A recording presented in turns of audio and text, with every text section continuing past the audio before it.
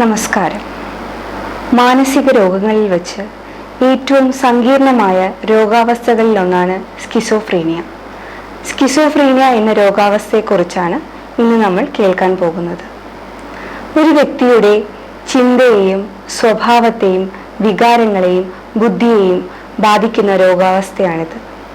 എന്നാൽ ശരിയായ രോഗനിർണയവും പ്രാരംഭഘട്ടത്തിൽ തന്നെ ചികിത്സയും എടുത്താൽ ഒരു സാധാരണ ജീവിതം കൈവരിക്കാൻ ഈ വ്യക്തിക്കാകും. കണക്കുകൾ സൂചിപ്പിക്കുന്നത് ജനസംഖ്യയുടെ 1% പേരിൽ സ്കിസോഫ്രീനിയയോ അനുബന്ധ രോഗങ്ങളോ കാണപ്പെടുന്നു എന്നാണ്. സ്ത്രീകളിലും പുരുഷന്മാരിലും ഒരേ അനുപാതത്തിൽ ഈ രോഗാവസ്ഥ കണ്ടുവരുന്നു. എന്നാൽ സ്ത്രീകളെ സംബന്ധിച്ച് പുരുഷന്മാരിലാണ് ചെറുപ്രായത്തിൽ തന്നെ രോഗലക്ഷണങ്ങൾ ആദ്യമായി കണ്ടു തുടങ്ങുന്നത്. സാധാരണയായി കൗമാരത്തിന്റെ അവസാന ഘട്ടത്തിലോ അല്ലെങ്കിൽ യൗവനത്തിന്റെ പ്രാരംഭഘട്ടത്തിലോ ആണ് രോഗലക്ഷണങ്ങൾ ആദ്യമായി കണ്ടു തുടങ്ങുന്നത്. ഇനി എന്തൊക്കെയാണ് സ്കിസോഫ്രീനിയ എന്ന രോഗം വരാനുള്ള കാരണങ്ങൾ എന്ന് നമുക്ക് നോക്കാം. നമ്മുടെ തലച്ചോറിന്റെ പ്രവർത്തനങ്ങളെ നിയന്ത്രിക്കുന്നത് പലതരത്തിലുള്ള രാസപദാർത്ഥങ്ങളാണ്. തലച്ചോറിലെ നാഡീവ്യൂഹങ്ങൾ ഉൽപ്പാദിപ്പിക്കുന്ന ഈ പദാർത്ഥങ്ങളാണ് തലച്ചോറിന്റെ ചിന്തകൾ, വികാരങ്ങൾ, ബുദ്ധി, സ്വഭാവം എന്നിവ നിയന്ത്രിക്കുന്നത്. തലച്ചോറിന്റെ രാസപദാർത്ഥങ്ങളിൽ ഡോപ്പമിൻ എന്ന രാസപദാർത്ഥത്തിന്റെ അളവിലെ ആധിക്യമാണ് സ്കിസോഫ്രീനിയ എന്ന രോഗത്തിന് കാരണമായി പഠനങ്ങൾ കണ്ടെത്തുന്നത്. ഇതുകൂടാതെ ജനിതക കാരണങ്ങളും തലച്ചോറിന്റെ ഘടനയിലെ വ്യത്യാസങ്ങളും സ്കിസോഫ്രീനിയ രോഗത്തിന് അടിസ്ഥാനമായി പഠനങ്ങൾ കണ്ടെത്തുന്നു. ജനിതക കാരണങ്ങൾ നോക്കിയാൽ സാധാരണ ഒരു വ്യക്തിക്ക് സ്കിസോഫ്രീനിയ എന്ന അസുഖം വരാനുള്ള സാധ്യത 1% എന്നിരിക്കെ മാതാപിതാക്കളിൽ ആർക്കെങ്കിലും ഒരാൾക്ക് രോഗാവസ്ഥയുണ്ടെങ്കിൽ അത് കുട്ടികളിൽ വരാനുള്ള സാധ്യത 10%വും 2 പേർക്കും രോഗാവസ്ഥയുണ്ടെങ്കിൽ അത് കുട്ടികളിൽ വരാനുള്ള സാധ്യത 40%വുമാണെന്ന് കണക്കുകൾ സൂചിപ്പിക്കുന്നു. ജനിതക കാരണങ്ങളാലും മറ്റു പല കാരണങ്ങളാലും രോഗം വരാൻ സാധ്യതയുള്ള വ്യക്തിയെ ജീവിത സമ്മർദ്ദങ്ങളും സംഘർഷങ്ങളും രോഗാവസ്ഥയിലേക്ക് വേഗം തള്ളിയിട്ടേക്കാം. ഇതുകൂടാതെ തന്നെ പലതരം ലഹരി വസ്തുക്കളുടെ ഉപയോഗം, പ്രധാനമായും കഞ്ചാവിന്റെ ഉപയോഗം സ്കിസോഫ്രീനിയ എന്ന രോഗം വരാനുള്ള സാധ്യത പല മടങ്ങ് വർദ്ധിപ്പിക്കുന്നു.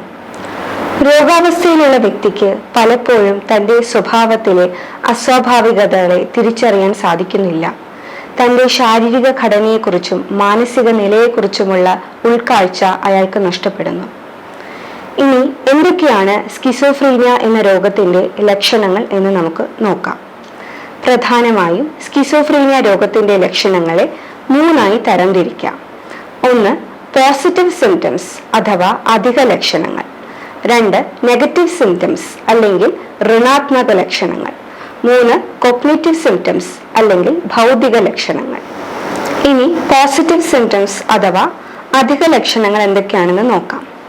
ഒന്നാമതായി മിഥ്യാവിശ്വാസങ്ങൾ, അതായത് ഡെലൂഷൻസ്. ഇല്ലാത്ത കാര്യങ്ങൾ ഉണ്ടെന്ന് വിശ്വസിക്കുന്നു.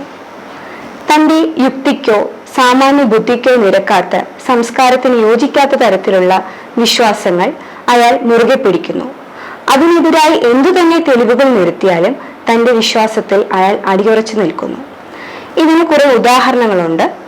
ഒരു ഉദാഹരണം സാധാരണയായി കാണുന്നത് ഡെലൂഷൻ ഓഫ് പെർസിക്യൂഷൻ, അതായത് തന്നെ ആരോ കൊല്ലാൻ ശ്രമിക്കുന്നു അല്ലെങ്കിൽ തന്നെ അപകടപ്പെടുത്താൻ ശ്രമിക്കുന്നു എന്ന വിശ്വാസം. ചിലപ്പോൾ വീട്ടുകാർക്കെതിരെയാകാം ഈ വിശ്വാസം, അല്ലെങ്കിൽ അയൽവാസികൾക്കെതിരെയാകാം ഈ വിശ്വാസം. വീട്ടുകാർ തന്നെ കൊല്ലാൻ ശ്രമിക്കുന്നു എന്ന വിശ്വാസത്തിന്റെ പുറത്ത് വീട്ടിൽ നിന്ന് ഭക്ഷണം കഴിക്കാതിരിക്കുക, വെള്ളം കുടിക്കാതിരിക്കുക തുടങ്ങിയ ലക്ഷണങ്ങൾ അയാൾ കാണിച്ചേക്കാം. ഇനി അയൽവാസികൾ തനിക്കെതിരെ മന്ത്രമോ ക്ഷുദ്രമോ ചെയ്യുന്നുണ്ട് എന്ന വിശ്വാസത്തിന്റെ പേരിൽ അവർക്കെതിരെ വഴക്കുണ്ടാക്കാനും സംഘർഷങ്ങൾക്ക് പോകാനും സാധ്യതയുണ്ട്. രണ്ടാമത് കാണുന്ന മിഥ്യാവിശ്വാസം ഡെലൂഷൻ ഓഫ് ലവ്, അതായത് സമൂഹത്തിലെ ഉന്നതനായ ഒരു വ്യക്തി തന്നോട് പ്രണയമുണ്ടെന്ന് അടിയുറച്ച് വിശ്വസിക്കുന്നു. മൂന്നാമതായി ഡെലൂഷൻ ഓഫ് റെഫറൻസ്, അതായത് മറ്റുള്ളവർ പരസ്പരം സംസാരിക്കുന്നത് കണ്ടാൽ അവർ തന്നെ പറ്റിയാണ് സംസാരിക്കുന്നതെന്ന് ആ വ്യക്തി വിശ്വസിക്കുന്നു. നാലാമതായി ഡെലൂഷൻ ഓഫ് ഇൻഫിഡിലിറ്റി, അതായത് ജീവിത പങ്കാളിക്ക് മറ്റ് ബന്ധങ്ങളുണ്ടെന്ന് അടിയുറച്ച വിശ്വാസം. ഇനി ഗ്രാൻഡ്യോസ് ഡെലൂഷൻസ്, അതായത് സാമ്പത്തിക പ്രതിസന്ധിയിൽ ഇരിക്കെ തന്നെ താൻ അതീവ ധനികനാണെന്നോ അല്ലെങ്കിൽ തനിക്ക് അമാനുഷിക ശക്തികളുണ്ടെന്നോ ഉള്ള രീതിയിലുള്ള വിശ്വാസങ്ങൾ. നിത്യ അനുഭവങ്ങൾ അഥവാ ഹാലൂസിനേഷൻസ്, ഇല്ലാത്ത ശബ്ദങ്ങൾ കേൾക്കുക, ഇല്ലാത്ത കാഴ്ചകൾ കാണുക, ഇല്ലാത്ത സ്പർശനങ്ങൾ അനുഭവിക്കുക. കൂടുതലായും സ്കിസോഫ്രീനിയ രോഗികളിൽ കാണുവരുന്നത് ഓഡിറ്ററി ഹാലൂസിനേഷൻസ് ആണ്, അതായത് ഇല്ലാത്ത ശബ്ദങ്ങൾ കേൾക്കുക. അശരീരികളായി ഈ ശബ്ദങ്ങൾ അവരുടെ ചെവിയിൽ കേൾക്കാൻ സാധിക്കുന്നു. ഈ ശബ്ദങ്ങൾക്ക് അവർ പ്രതികരിക്കുകയും അതനുസരിച്ച് പെരുമാറുകയും ചെയ്തേക്കാം. തനിയുള്ള ചിരി, സംസാരം എന്നിവ സ്കിസോഫ്രീനിയയുടെ പ്രധാനപ്പെട്ട ലക്ഷണങ്ങളിൽ ഒന്നാണ്. അശരീരികളായോ അല്ലെങ്കിൽ തന്നോടുള്ള നിർദ്ദേശങ്ങളായോ തന്നെക്കുറിച്ചുള്ള സംസാരമായോ ഈ അശരീരികൾ അവർക്ക് അനുഭവപ്പെട്ടേക്കാം. ചിന്തകൾ തങ്ങളുടെ നിയന്ത്രണത്തിലല്ല, മറ്റാരോ തൻ്റെ ചിന്തകളെയും പ്രവൃത്തികളെയും നിയന്ത്രിക്കുന്നു എന്നൊരു വിശ്വാസം. തൻ്റെ ചിന്തകൾ മറ്റാരോ എടുത്തുകൊണ്ടു പോകുന്നു അല്ലെങ്കിൽ മറ്റാരുടെയോ ചിന്തകൾ തന്നിലേക്ക് ഇട്ടുതരുന്നു എന്ന വിശ്വാസം. ഇവയെല്ലാം സ്കിസോഫ്രീനിയയുടെ മറ്റു ലക്ഷണങ്ങളിൽ ഉള്ളതാണ്. ചിന്തകളുടെ വേഗതക്കുറവ്, പരസ്പര ബന്ധമില്ലാത്ത സംസാരം, യുക്തിയില്ലാത്ത ചിന്തകൾ എന്നിവയാണ് സ്കിസോഫ്രീനിയയുടെ അധിക ലക്ഷണങ്ങളിൽ മറ്റുള്ളവ.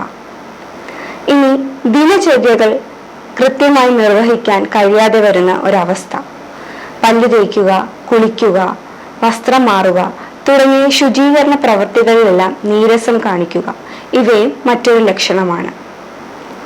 ഇനി രണ്ടാമതായി ഋണാത്മക ലക്ഷണങ്ങൾ, അതായത് നെഗറ്റീവ് സിംറ്റംസ് എന്തൊക്കെയാണെന്ന് നോക്കാം.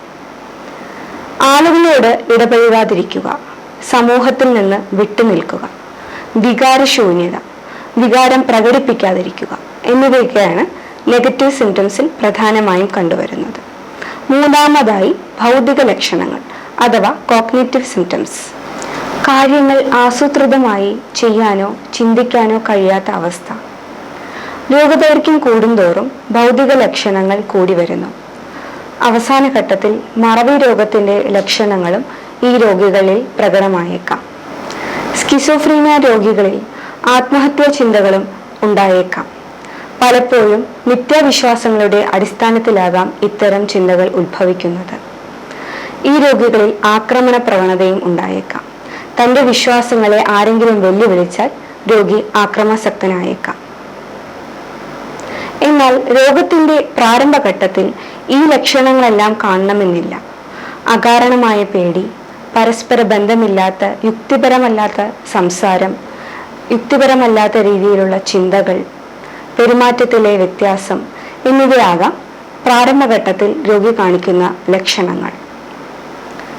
ഇനി സ്കിസോഫ്രീനിയ ചികിത്സാ രീതികൾ എന്തൊക്കെയാണെന്ന് നമുക്ക് നോക്കാം. മറ്റു മാനസിക രോഗങ്ങളെ അപേക്ഷിച്ച് ദീർഘകാലം ചികിത്സ വേണ്ടുന്നതും പ്രാരംഭഘട്ടത്തിൽ തന്നെ ചികിത്സ എടുക്കാത്ത പക്ഷം സ്വാഭാവിക ജീവിതത്തിലേക്ക് തിരിച്ചു വരൽ പ്രയാസകരവുമായ ഒരു രോഗാവസ്ഥയാണ് സ്കിസോഫ്രീനിയ.